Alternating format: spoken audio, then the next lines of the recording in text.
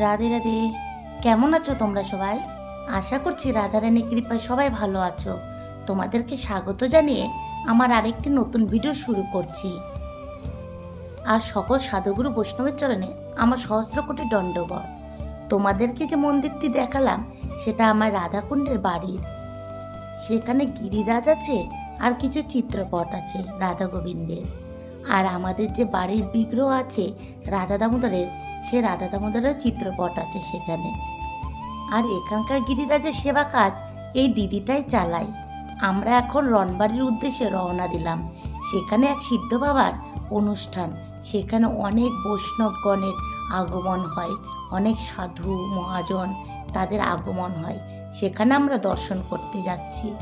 আর এই দেখো, যেতেই দেখি এখানে গাড়ির জন্য দাঁড়িয়ে আছি, আর এই গোমাতা এসে আমাদের সামনে দাঁড়ালো।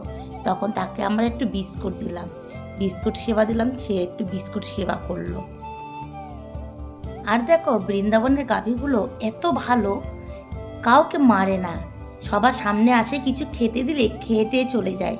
এত ভালো লাগে কি আর বলবো। দেখো, আর আমরা এখন একটা টোটো ধরেছি। এই টোটো করে আমরা সেই রনবাড়ির উদ্দেশ্যে রওনা দিলাম। এত হাওয়া লাগছিল, আলাদা কোনো গাড়ি আর পাওয়া যাচ্ছিল না। এ কারণে টোটোতেই আমরা উঠেছি।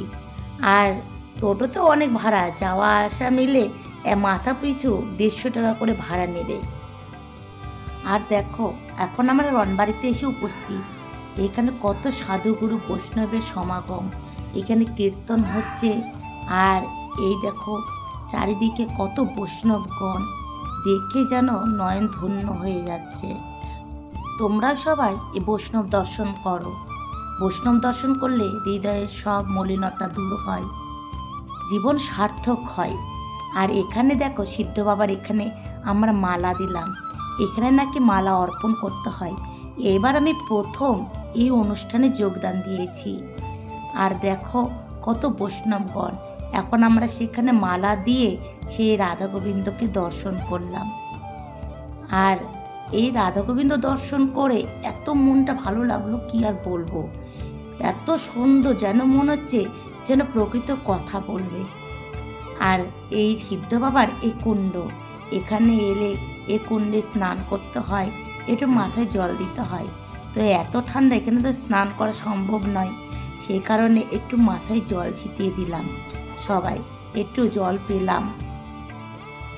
আমার মেয়ে বলছে, মা আমাকেও একটু জল ছিটিয়ে দাও। সে কারণে আবার কুণ্ডে নেমে আবার জল একটু নিয়ে আমার মেয়ের মাথায় ছিটিয়ে দিলাম। এখন আমরা এইদিকে পরিক্রমা দিচ্ছি। এই সিদ্ধ বাবার মন্দিরটা চারিদিক দিয়ে 4 বার আমার পরিক্রমা দিব। দেখো কত সাধুগুরু বৈষ্ণব এখানে পরিক্রমা দিচ্ছে। এই পরিক্রমার সাইডেই এখানে আছে এক গিরিরাজ। এই গিরিরাজকে আমরা পরিক্রমা দিচ্ছি। এই দেখো, তোমরা সবাই এই গিরিরাজকে দর্শন করো। এই গিরিরাজকে আমরা পরিক্রমা দিয়ে তারপরে আমরা আরও সাধুগুরু বৈষ্ণব আছে, সেখানে মাহাত্ম্য কথা বর্ণনা হচ্ছে, একটু ওখানে শ্রবণ করব এই সিদ্ধ বাবার মাহাত্ম্য কথা। তোমাদেরকেও কোনো একটা ভিডিওতে আমি এই সিদ্ধ বাবার মাহাত্ম্য কথা অবশ্যই শ্রবণ করাবো। আর এই দেখো, এখানে সিদ্ধ বাবার মাহাত্ম্য কথা এক বাবাজি শ্রবণ করাচ্ছেন। আর এত সুন্দর সেই সিদ্ধ বাবার মাহাত্ম্য কথা শুনলে হৃদয় যেন জুড়িয়ে যাচ্ছে, আর নয়ন দিয়ে জল পড়ছে। এত সুন্দর কি আর বলবো, মনে হলেই যেন হৃদয়টা বিগলিত হয়ে যাচ্ছে। সে কারণেই এই সিদ্ধ বাবার মাহাত্ম্য কথা তোমাদেরকে অবশ্যই শ্রবণ করাবো। আমাদের একবার পরিক্রমা হয়ে গেল, এখন আর একবার পরিক্রমা দিচ্ছি। দেখো, সকলেই এই কুণ্ডে নেমে নেমে জল দিচ্ছে মাথায়। কত সুন্দর এখানকার পরিবেশ। আর একটু গ্রাম তো, এ কারণে যেন মনে হচ্ছে একদম বৃন্দাবনের ভূমিতে আছি। কারণ যেখানে একটু জঙ্গল বন, একটু মাটি দেখা যায়, সেখানেই যেন মনে হয় একদম এটা বৃন্দাবন। কারণ যেখানে পাকা রাস্তা থাকে সেখানে যতটা অনুভূতি হয়, তার থেকে বেশি যেখানে একদম রস থাকে সেখানে বেশি অনুভূতি হয় যে এটা বৃন্দাবন। সে কারণে এখানে এসে মনটা এত ভালো লাগছিল, তোমাদেরকে কি বলবো। আর তোমরা কখনো বৃন্দাবনে এলে অবশ্যই রণবাড়িতে এই সিদ্ধ বাবার মন্দির দর্শন করে যেও, অবশ্যই তোমাদেরও খুব ভালো লাগবে।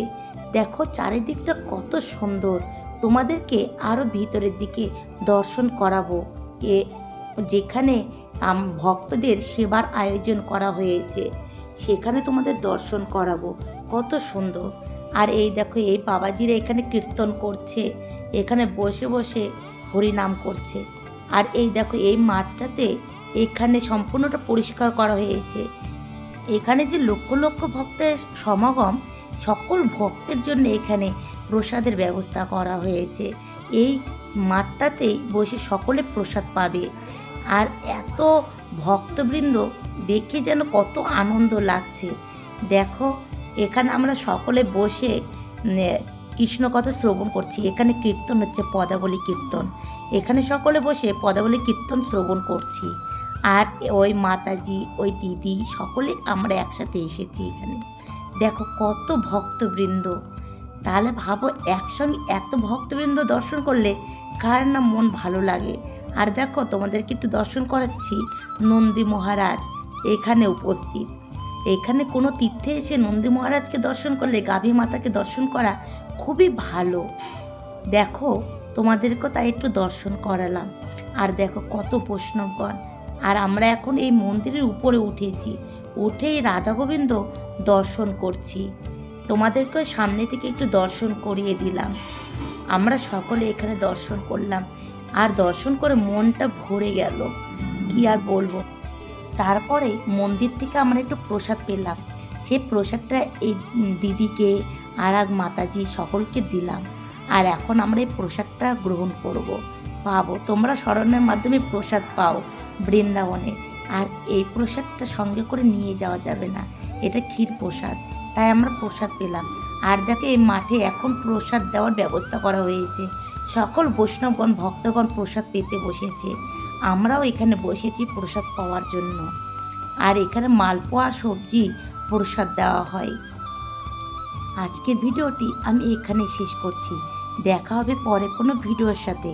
তোমরা সবাই ভালো থেকো আর এইভাবে আমার পাশে থেকো। রাধে রাধে।